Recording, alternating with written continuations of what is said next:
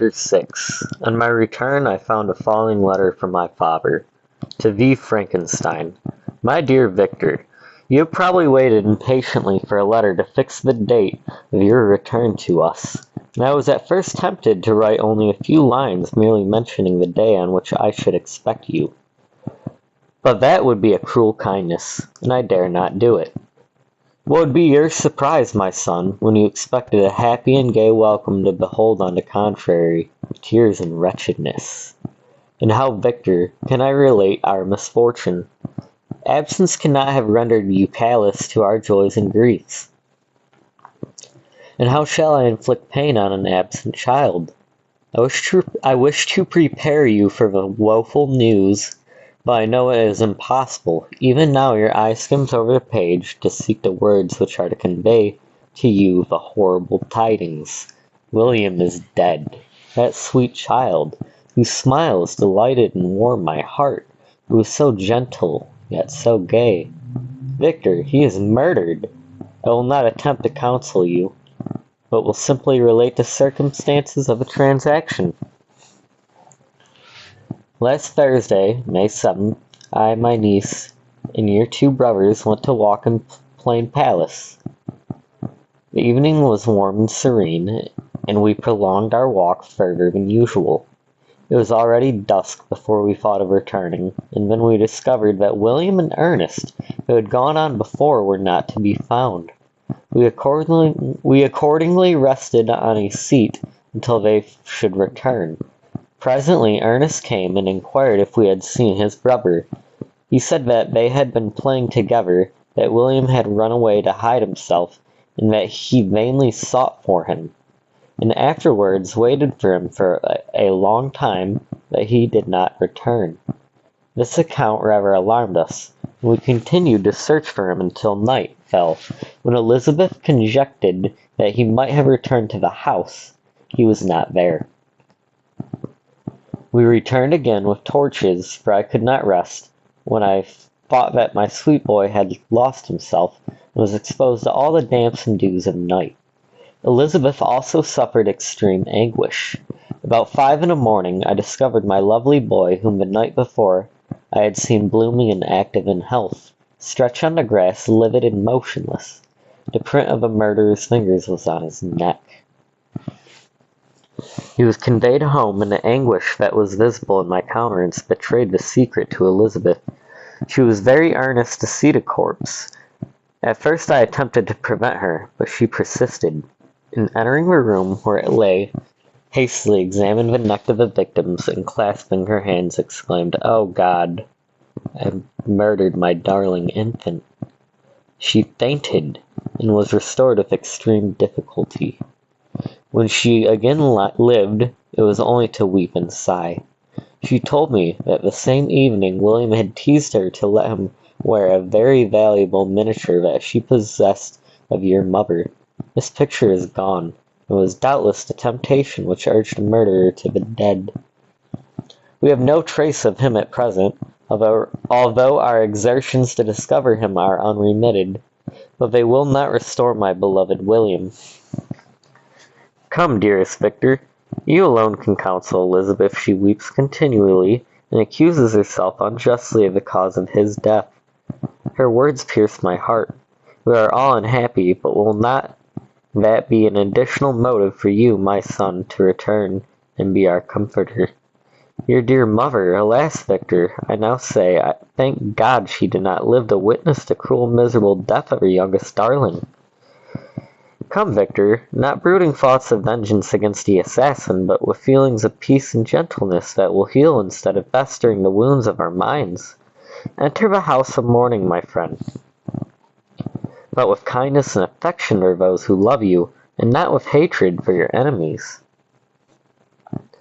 Your affectionate and afflicted father, Alphonse Frankenstein, Geneva, May 12th, 17 something. Clerval, who had watched my countenance as I read this letter, was surprised to observe despair that succeeded to the joy I at first expressed on receiving news from my friends. I threw the letter on the table and covered my face with my hands. "My dear Frankenstein," exclaimed Henry, when he perceived me weep with bitterness, "are you always to be unhappy? My dear friend, what has happened?" I motioned to him to take up the letter while I walked up and down the room in the extremest agitation. Tears also gushed from the eyes of Clerval as he read the account of my misfortune. "I can offer you no consolation, my friend," said he. "Your disaster is irreparable. What do you intend to do?" "To go instantly to Geneva. Come with me, Henry, to order the horses." During our walks, Clerval endeavored to raise my spirits. He did not do this by common topics of consultation, but by exhibiting the truest sympathy. "Poor William," said he, "that dear child, he now sleeps with his angel mother. His friends mourn and weep, but he's at rest.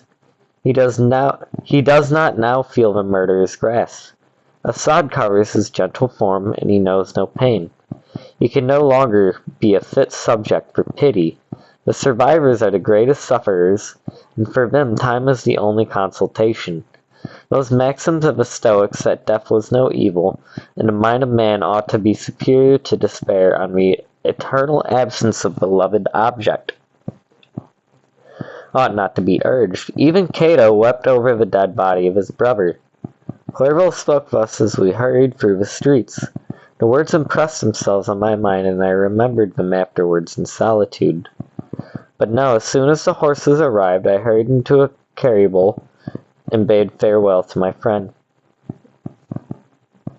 My journey was very melancholy. At first I wished to hurry on, and I longed to counsel and sympathize with my loved and sorrowing friends.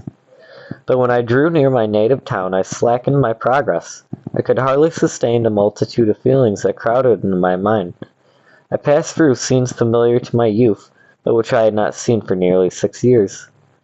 How altered everything might be during that time! One sudden and desolating change had taken place, but 1,000 little circumstances might have by degrees worked other alterations, which, although they were done more tranquilly, might not be the less decisive. Fear overcame me. I dared not advance, dreading 1,000 nameless evils that made me tremble, although I was unable to define them. I remained 2 days at Louisance in this painful state of mind. I contemplated the lake, the waters were placid, all around was calm, and the snowy mountains, the places of nature, were not changed. By degrees the calm and heavenly scene restored me, and I continued my journey towards Geneva. The road ran by the side of a lake which became narrower as I approached my native town. I discovered more distinctly the black sides of Jura and the bright summit of Mont Blanc. I wept like a child. "Dear mountains, my own beautiful lake, how do you welcome your wanderer? Your summits are clear, the sky and lake are blue and placid. Is this to prognosticate peace, or to mock at my unhappiness? I fear, my friend, that I shall render myself tedious by dwelling on these preliminary circumstances, but they were days of comparative happiness, and I think of them with pleasure. My country, my beloved country, who but a native can tell the delight I took in again beholding my streams, thy mountains, and more than all, thy lovely lakes." Yet as I drew near home, grief and fear again overcame me. Nights also closed around, and when I could hardly see the dark mountains, I felt more gloomily. The pictures appeared a vast endowments of evil, and I foresaw obscurely that I was destined to become the most wretched of human beings. Alas, I prophesied truly, and failed only in one single circumstance, that in all the misery I imagined and dreaded, I did not conceive 100th part of the anguish I was destined to endure. It was completely dark when I arrived in the environs of Geneva. The gates of the town were already shut, and I was obliged to pass the night at Secaron, a village half a league of the east of the city. The sky was serene, and I was unable to rest. I resolved to visit the spot where my poor William had been murdered. As I could not pass through the town, I was obliged to cross the lake in a boat to arrive at Plain Paradise. During the short voyage I saw the lighting playing on the summit of Mont Blanc, and the most beautiful figures. The storm appeared to approach rapidly, and on landing I ascended a low hill, and I might observe its progress. It advanced, the heavens were clouded, and I soon felt the rain coming slowly in large drops, but its violence quickly increased. I quitted my seat and walked on, although the darkness and storm increased every minute, and the thunder burst with a terrific crash over my head. It was echoed from Shelley, the Jura, and the Alps of Savoy. Vivid flashes of lightning dazzled my eyes, illuminating the lake, making it appear like a vast sheet of fire. Then for an instant everything seemed a pitchy darkness until the eye recovered itself from the preceding flash. The storm, as is often the case in Switzerland, appeared at once in various parts of the heavens. The most violent storm hung exactly north of the town over part of the lake which lies between the promontory of Bellerive and the village of Capet. Another storm enlightened Jura with faint flashes, and another darkened and sometimes disclosed a mole, a peaked mountain to the east of a lake. While I watched a storm so beautiful yet terrific, I wandered on with a hasty step. This noble war in the sky elevated my spirits. I clasped my hands and exclaimed aloud, "William, dear angel, this is thy funeral, this thy dirge." As I said these words, I perceived in the gloom a figure which stole from behind a clump of trees near me. I stood fixed, gazing intently. I could not be mistaken. A flash of light illuminated the object and discovered its shape plainly to me. Its gigantic stature and the deformity of its aspect, more hideous than belongs to humanity, instantly informed me that it was the wretch, the filthy Damon to whom I had given life. What did he there? Could he be, I shuddered at the conception, the murderer of my brother? No sooner did the idea cross my imagination than I became convinced of its truth. My teeth chattered, and I was forced to lean against a tree for support. The figure passed me quickly, and I lost it in the gloom. Nothing in human shape could have destroyed that fair child. He was the murderer. I could not doubt it. The mere presence of the idea was an irresistible proof of the fact. I thought of pursuing the devil, though it would have been in vain, for another flash discovered him to me hanging among the rocks of a nearly perpendicular ascent of Mont Saleve, a hill that bounds Plain Palace on the south. He soon reached the summit and disappeared. I remained motionless. The thunder ceased, but the rain still continued, and the scene was enveloped in an impenetrable darkness. I resolved in my mind the events which I had, until now, sought to forget. The whole train of my progress towards the creation, the appearance of a work of my own hands alive at my bedside, its departure. 2 years had now nearly elapsed since the night on which he first received life, and was his first crime. Alas, I had turned loose into the world a depraved wretch, whose delight was in carnage and misery. Had he not murdered my brother? No one can conceive the anguish. I suffered during the remainder of a night which I spent cold and wet in the open air.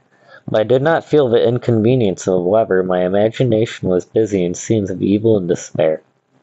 I considered the being whom I had cast among mankind and endowed with the will and power to effect purposes of horror, such as the deed which he had now done, nearly in the light of my own vampire. My own spirit let loose from the grave, and forced to destroy all that was dear to me. Day dawned, and I directed my steps towards the town. The gates were open, and I hastened to my father's house.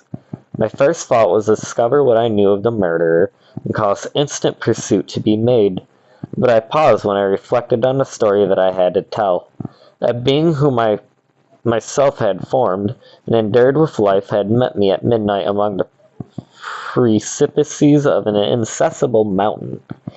I remembered also the nervous fever with which I had been seized just at the time, and I dated my creation, and which would give me an air of delirium to a tale otherwise so utterly improbable.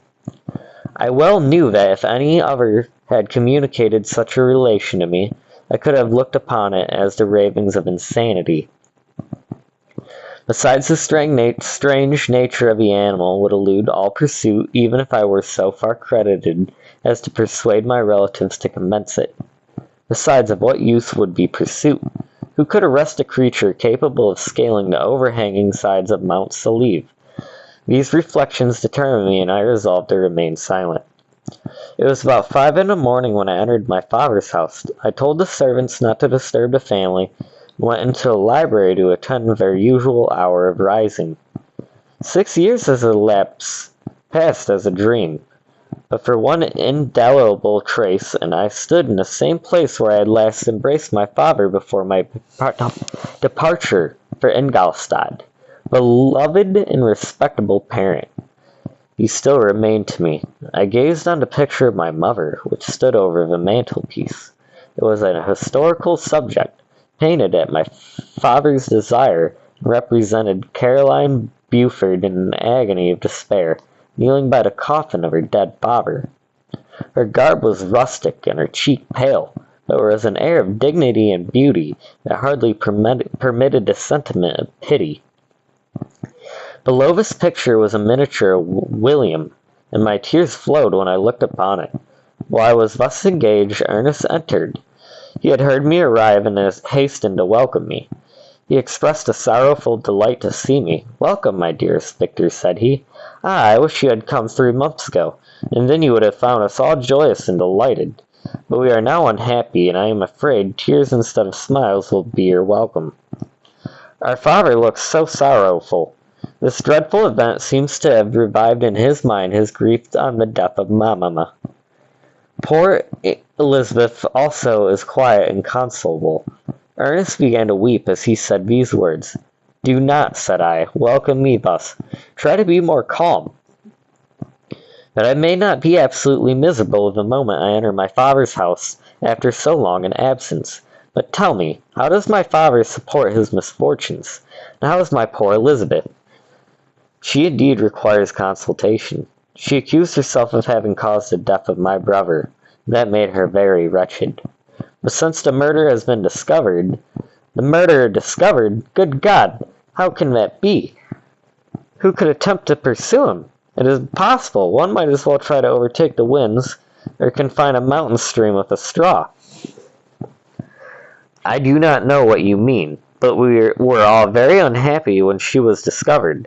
No one would believe it at first, and even now Elizabeth will not be convinced, notwithstanding all the evidence. Indeed, who would credit that Justine Moritz, who was so amiable and fond of all the family, could all at once become so extremely wicked?" Justine Moritz, poor girl. Poor girl. Is she the accused? But it is wrongfully. Everyone knows that no one believes it, surely, Ernest. No one did at first, but several circumstances came out that have almost forced conviction among us. And her own behavior has been so confused as to add to the evidence of facts a weight that I fear leaves no hope for doubt. But she will be betrayed today, and you will then hear all. He related that, the morning on which the murder of poor William had been discovered, Justine had been taken ill and confined to her bed, and after several days, one of the servants happening to examine the apparel she had worn on the night of the murder, had discovered in her pocket the picture of my mother, which had been judged to be the temptation of the murderer. The servant instantly showed it one of the others, who, without saying a word to any of the family, went to the magistrate, and upon their deposition Justine was apprehended. On being charged with the fact, the poor girl confirmed the suspicion in great measure by extreme confusion of manner. This was a strange tale, but it did not shake my faith, and I replied earnestly, "You are all mistaken. I know the murderer, Justine. Poor good Justine is innocent." At that instant my father entered. I saw unhappiness deep impressed on his countenance, but he endeavored to welcome me cheerfully, and after we had exchanged our mournful greetings, would have introduced some other topic than that of our disaster. Had not Ernest exclaimed, "Good God, Papa! Victor says that he knows who was the murderer of poor William." We do also, unfortunately, replied my father, for indeed I'd rather have been forever ignorant than have discovered so much depravity and ingratitude in one I valued so highly. My dear father, you are mistaken. Justine is innocent. If she is, God forbid that she should suffer as guilty. She is to be tried today, and I sincerely hope, that she will be acquitted. This speech calmed me. I was firmly convinced in my own mind that Justine, and indeed every human being, was guiltless of this murder. I had no fear, therefore, that any circumstantial evidence could be brought forward strong enough to convict her, and in this assurance I calmed myself, expecting the trial with eagerness, without prognosticating an evil result. We were soon joined by Elizabeth. Time had made great alterations in her form since I had last beheld her. 6 years before she had been a pretty, good-humored girl, whom everyone loved and caressed. She was now a woman in a stature and expression of countenance, which was uncommonly lovely. An open and capacious forehead gave indications of a good understanding, joined to great frankness of disposition.